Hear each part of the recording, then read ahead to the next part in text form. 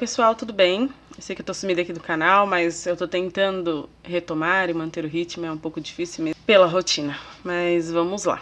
Hoje eu vim falar sobre convulsão e epilepsia no autismo. É uma comorbidade do autismo que pode acontecer ou não com os autistas. O neuro do meu filho já tinha me avisado sobre isso desde a primeira consulta, quando ele citou se ele já tinha tido convulsão, se ele já tinha tido algum sinal de epilepsia, e eu falei que não.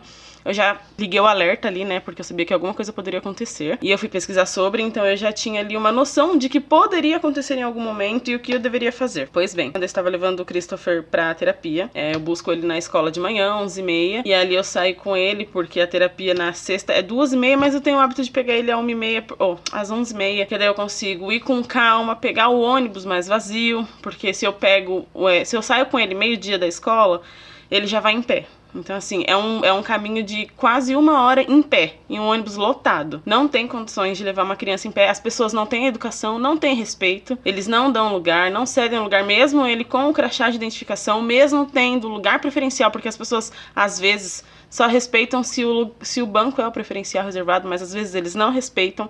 Muitas vezes eu preciso bater boca, chamar atenção, pedir o lugar e acabo batendo boca por conta disso, porque a pessoa não quer sair do lugar que é reservado, garantido por lei, né? Porque pra conseguir essas coisas é só mesmo uma questão de lei. Mesmo assim, as pessoas não respeitam. Enfim, só um pequeno desabafo de tanto estresse. Pra garantir que ele tenha um caminho mais confortável. Quando a gente tava no ônibus, um pouco próximo de chegar na clínica, o Christopher estava dormindo. Ele sempre tem o hábito de comer no ônibus, porque não dá tempo da gente parar pra fazer um almoço, pra passar em algum lugar. A gente só compra alguma coisa rápida pra comer, vai comendo no ônibus, chega lá na clínica, vai no banheiro, coloca o chinelo, porque ele tem paura de pisar no tatame, então faz parte das terapias dele, né? Ele sempre tá mais confortável possível, então eu levo ele de chinelo, pra ele fazer a terapia descalço, porque se tiver de tênis ele não deixa tirar, não deixa relar no pé dele. E aí, quando a gente tava no ônibus, ele tava dormindo, ele comeu e dormiu. E aí ele tava dormindo com a cabeça assim, na blusa de frio dele, e aí ele virou a cabeça pra cá. Aí eu fui e coloquei a cabeça dele de volta, e aí eu vi que ele tava um pouco de baba, assim, mas eu até achei normal, porque ele baba dormindo. E aí ele foi e virou a cabeça de novo, e aí nessa eu fiz um movimento assim, pra virar a cabeça dele. Nossa, que ele virou, aí tinha muita baba. Eu falei, nossa, filho, como você tá babando? Peguei a blusa dele, limpei assim, e aí aquela baba já tava no banco. E aí eu virei a cabeça dele assim, e nisso o corpo dele virou e fez esse movimento, e bateu a cabeça no assento. Nem consigo fazer igual. E bateu a cabeça no assento, e ficou virado. Aí nisso que ele bateu assim, eu falei assim, não, filho, assim não vira. Na hora que eu virei ele pra frente assim, segurando a cabeça dele, porque ele não tem controle, ele já tava com o rosto todo trêmulo, babando muito, né, porque é da convulsão, né, essa espuma que sai, e o olho, uma cena muito feia, muito, e o olho dele piscando, bastante, ele babando, o rosto todo trêmulo assim, mas não dá nem pra explicar. Enfim, é uma cena muito feia, não é legal pra que ninguém veja. Pra uma mãe é uma sensação desesperadora, essa é a palavra. Por mais que eu já tinha noção que isso poderia acontecer, obviamente eu não queria que isso nunca acontecesse, mas eu já tinha uma noção que poderia, né? Não que eu quisesse que acontecesse. Dali as pessoas também não sabiam que... Meu celular descarregou. Aí eu pedi pra pessoa, que era uma senhora que estava do lado dele, só falei pra ela, dá licença, eu preciso deitar ele. Porque eu lembrava que precisava deitar a pessoa, porque a convulsão, ela passa, né? Ela tem um curto período de tempo, mas ela passa. E aí eu deitei ele e fiquei massageando o peito dele, chamando Christopher. E ele totalmente inconsciente, nesse mesmo movimento, de olho piscando. E aí a língua dele foi saindo pra fora e eu, meu Deus... Só falta ele engasgar, morder, se entalar. Mas não pus a mão. Muito importante que vocês tenham... Eu tô vindo aqui dar esse relato do que aconteceu, porque foi a primeira vez eu estava em um ambiente público, né? Dentro de um ônibus, em movimento. As pessoas em volta não entenderam o que estava acontecendo. Também ninguém tinha preparo para aquela situação. Então eu tô trazendo aqui esse relato para que ajude outras mães. Porque o autismo, ele sempre existiu, ele continua existindo, ele sempre existirá. Não existe cura para isso. Então a gente precisa ter noção do que pode acontecer pra estar preparado. E aí eu sabia que eu não podia colocar a mão na boca dele, não coloquei. E aí eu fui levantando ele foi voltando, e aí eu falei, Christopher, e ele parou de piscar, parou de tremer, mas ele ainda tava inconsciente. E aí ele ficou com aquele olhar morto, é a palavra, sabe? Um olhar não sei explicar, além de morto. Porque é um olhar que não tava olhando pra nada. Só o olhar fixo parado assim. E eu, Christopher,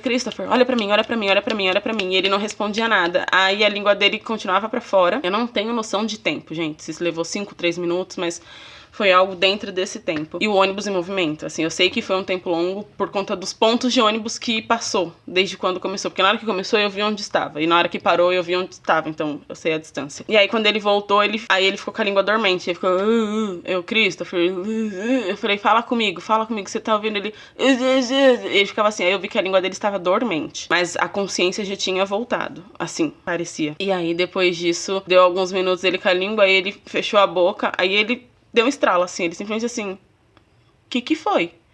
Aí eu, Christopher, você tá bem? Ele, simplesmente passou, voltou. Ele não percebeu, ele não sentiu, porque ele estava inconsciente. Pra mim foi uma situação desesperadora. As pessoas em volta perguntando o que estava acontecendo e eu não dá, gente, pra falar com mais ninguém. Não dá. Não tem reação. É desesperador. É só esse resumo que eu consigo dizer. E ali eles falaram, a gente vai parar o ônibus e a cobradora perguntou o que tá acontecendo. Eu falei, ele tá tendo uma convulsão. É a primeira convulsão que ele tem na vida, é a primeira convulsão, mas é por conta do autismo. Ele é autista. É uma comorbidade, epilepsia, e ela vem em formato de convulsão. Por que ela vem em formato de convulsão? Porque a epilepsia, ela pode acontecer de várias formas, tá? Às vezes tem aquele apagão, tipo o Scooby do Big Brother, que ele dava aquele apagão e ele voltava. Isso é uma crise de epilepsia, pra quem tem alguma condição neurológica. Tem outras, né, situações assim, que a pessoa apaga, tem essa que ela convulsiona, que ela, né, faz a baba pra fora. Então existem vários tipos. Se você tem um filho autista, se você tem alguém autista dentro da sua família, pesquisa, se informa.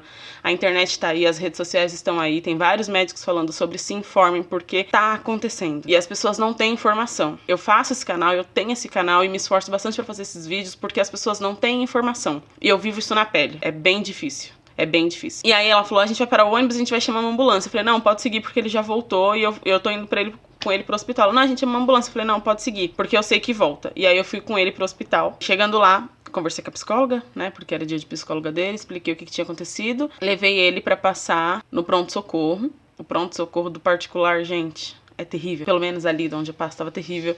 Tava muito igual ao do SUS, sabe? O médico só faltou falar que era uma virose, assim. Mas eu tive sorte de pegar um enfermeiro muito atencioso. Por que ele foi muito atencioso? Porque ele tem um sobrinho que é autista. As pessoas só conseguem ter empatia quando você tem alguém dentro do espectro, quando você tem alguém muito, muito próximo. Porque quando é um primo distante, ou um primo que já foi próximo e hoje em dia é distante, ou uma tia, ou até avô, avó, as pessoas são distantes. Ali, na real, quem tá vivendo o autismo é só pai e mãe. Só pai e mãe, né? No geral, assim, as pessoas são distantes mesmo. E com o tempo só vai distanciando mais. E tudo bem. Se não tá pra ajudar, se não tá pra complementar as necessidades daquela família e daquela criança, então mantenham a distância. Enfim, outro desabafo. E aí ele que me orientou pra procurar o neuro, que eu já tinha noção, né? O psiquiatra de novo, pra poder solicitar uma medicação, porque ele falou, olha, você tem noção que se aconteceu agora, isso vai acontecer novamente? Eu falei, sim, eu tenho noção. E era justamente por isso que eu rezava pra que isso não acontecesse. Porque a partir do momento que acontece uma vez, entra-se como uma comorbidade do autismo, porque ele não é uma criança comum, ele tem um transtorno, então o que acontece, o que aparece dentro daquilo ali são comorbidades causadas pelo transtorno, ainda mais no caso dele, fez todos os exames, fez exame de sangue, deu o potássio alterado no exame de sangue, ele precisou repetir. A médica ficou com medo que o potássio tivesse influência alguma coisa relacionada ao coração, porque ela falou que dava alterações no coração. Isso pra mim já entra como uma questão cardíaca. E aí o André até falou, não entra não. Eu falei, entra sim. E porque o André tinha ido pra lá, né? Demorou tanto e estávamos nós dois lá acompanhando o Christopher. E aí na repetição do segundo exame, enquanto a gente tava no quarto, porque daí ele ficou em observação, colocou os eletrodos lá, não sei como chama, pra controlar os batimentos cardíacos, pra analisar se tava tudo bem. Ela foi e pediu um exame de enzimas cardíacas. E aí, depois a gente ficou lá até as 3 da manhã, o resultado dele saiu 2 e pouco. Não deu nada, graças a Deus, né? Porque o graças a Deus é porque não foi nada, nem alguma coisa dentro dele que tava provocando aquilo, sabe? É nesse sentido que eu falo. Mas eu entendo que seja alguma coisa neurológica referente ao autismo. E aí foi isso. Agora, então, aí eu falo que os médicos do particular estão igual ao SUS, porque não recebi orientação nenhuma, eles não falaram nada, na verdade a médica ainda ficou me questionando. O primeiro médico nem brasileiro era, Não sei se ele era alemão, eu não sei dizer, mas eu não entendi muito bem o que ele falava muito enrolado, um português muito difícil de entender. A segunda médica era nova, acho que ela tava fazendo residência ainda, começando na profissão, porque ela não sabia explicar as coisas direito, ela não sabia falar os nomes, ela falava, a gente vai colocar coisinhos, negocinhos, e pra ver e ficava assim, oh meu Deus, você estudou anos pra ser médica, como você não sabe explicar pros pais? Eu não sou médica, mas você é, sabe? Então eu fiquei bem indignada, mas não passaram nenhum procedimento, sabe? Depois que eu cheguei em casa com calma, porque me abalou bastante, demorou bastante tempo pra eu ficar calma, assim, e conseguir falar igual eu tô falando aqui. Quando eu cheguei em casa que eu fui ver direitinho, fui pesquisar o que precisa fazer, como é que a gente corresponde a tudo isso. O enfermeiro também me deu bastante orientação, né? Falou o que precisa ser feito, perguntou como que eu fiz, ele falou que eu só não virei a cabeça dele de lado, porque na hora eu não consegui, gente, é o meu filho, tá? Eu fiz essa criança, eu cuido, eu amo essa criança, então quando acontece alguma coisa, é muito difícil pra quem é uma pessoa muito próxima ter aquele sangue frio pra tomar a atitude correta, sabe? Eu não consegui, eu só lembrei que tinha que deitar ele. E aí é isso. Passou o final de semana, ele ficou bem, eu tô extremamente preocupada, muito difícil dormir porque aconteceu dormindo, então eu fico preocupada que aconteça dormindo novamente. Ele foi pra escola, eu já informei as tias da perua, agora eu vou subir mais cedo hoje pra escola pra conversar com a direção, pra conversar com a professora que acompanha ele 1 hora por semana, né? Um dia da semana, 1 hora por dia. E com as 2 professoras dele para deixar todo mundo alinhado do que pode acontecer e para me avisar se Deus me livre acontecer alguma coisa. Espero que não, mas eu preciso deixar todos cientes. Lá eu levo ele para terapia, preciso avisar as terapeutas. E agora eu vou tentar agendar para ele o neuro, queria passar ele com o mesmo neuro que já acompanha. Não sei se vai ser possível, porque a agenda de neuro é bem difícil. Mas eu vou ver se eu consigo passar ele no psiquiatra também para solicitar a medicação e a gente vê o que acontece. E é isso. Qualquer atualização, eu volto aqui e aviso vocês no canal. Beijo.